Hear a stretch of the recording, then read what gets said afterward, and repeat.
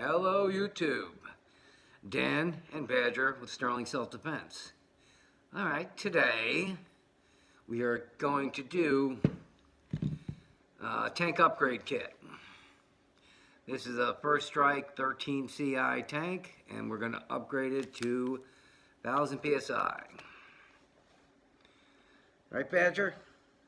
He agrees. Good idea. I don't recommend any higher. Some guys, it depends on the gun, really.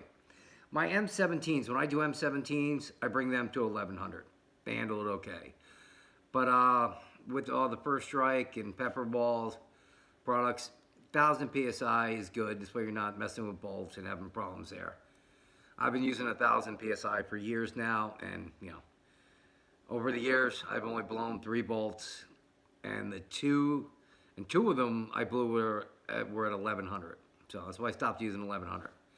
So, real easy thing to do. You get the high pressure kit. It's a spring and some washers. Show you how to put it in. It's real simple. First, you take your 3/16 Allen key.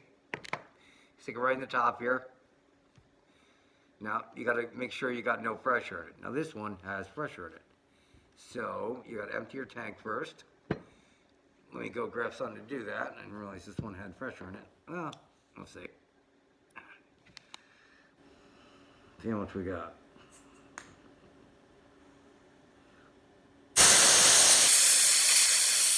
Just a little bit, not that much. I don't recommend doing it this way. It's a little more dangerous. Here you go, guys. Put it on your gun, use it up. If you have a remote, hook the remote on it, open it up. But anyway, okay, pressure's out now. So, take your 3/16 Allen key, stick it right in the top. Put it straight up and down, so you don't strip anything out. And turn it.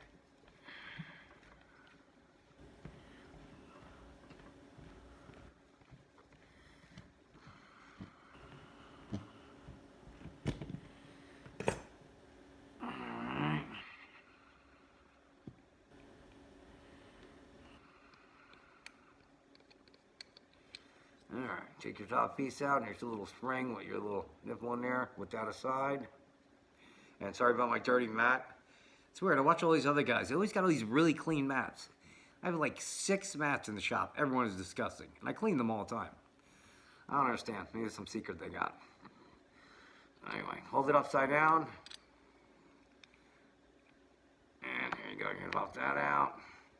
Then you're going to take the stock spring out. It's usually red, or in the Heroes.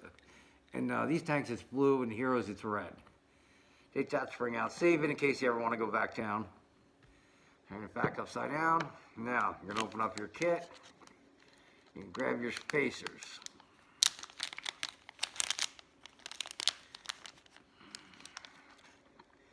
Now, the old First Strike kits used to give you up to 1100. Now they just give you right around 1000. Usually right on 1000, get pretty lucky. Sometimes a little under 990. Depends on the spring. Alright, you got your 3 little shims, really skinny little shims.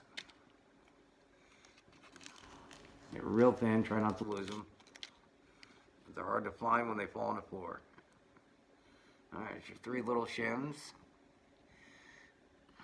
Just take them, put them right on here. Slide them down to the bottom. Take the dog hair off. There you go.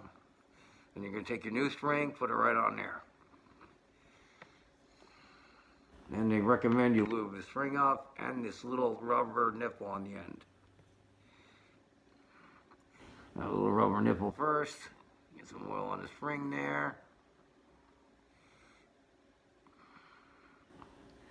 Lube it up real good.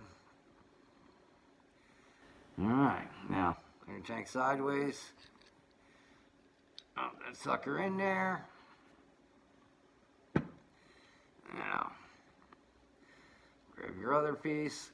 And at this point too, if your tank isn't lining up correctly on your marker, where like your gauge or your fill nipple is in the way of your guide rail, you can turn this. This is how you change your tank position. See this little square on here? All you do is turn it a little bit, that'll change your position. It's mostly trial and error, so before you fill your tank, check it on your tank, make sure it's, when it gets tight, it's landing in the position you want it. And that's how you adjust it. Now, once again, take the dog hair off and slip your top piece in. A little spring in the little nipple. Screw it in a little ways by hand until it gets tough.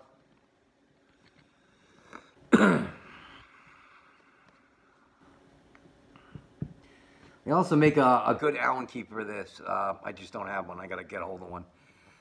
It's a 3/16 with a hole in it, so it goes over that little nipple and holds it in there real solid. I should get it because I do a ton of these tanks, so it would make my life easier. All right, now it's tightened up by hand. Take your 3/16, depress it in there. I do it straight up and down. Tighten it up.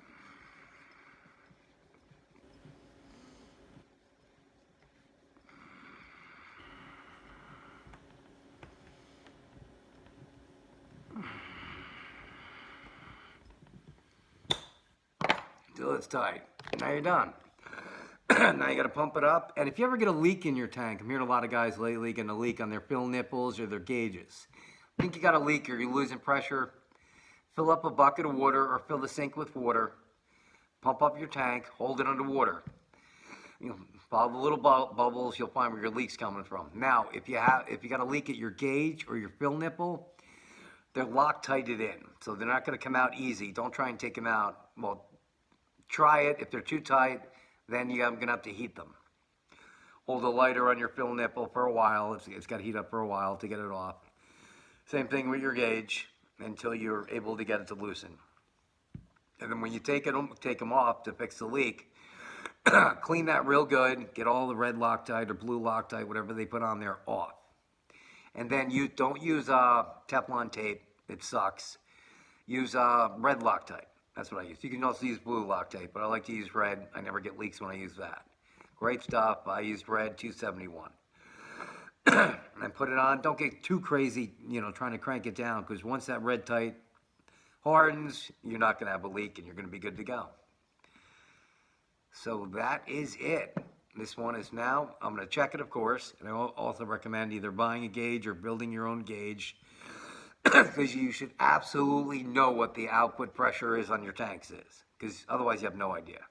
You could be running 700 for all you know. I see a lot of guys, oh, my gun won't get up, I can't get good numbers, and da-da-da-da-da, I checked everything. I'm like, all right, send me everything you're using. They send it over. First thing I do is check their tank.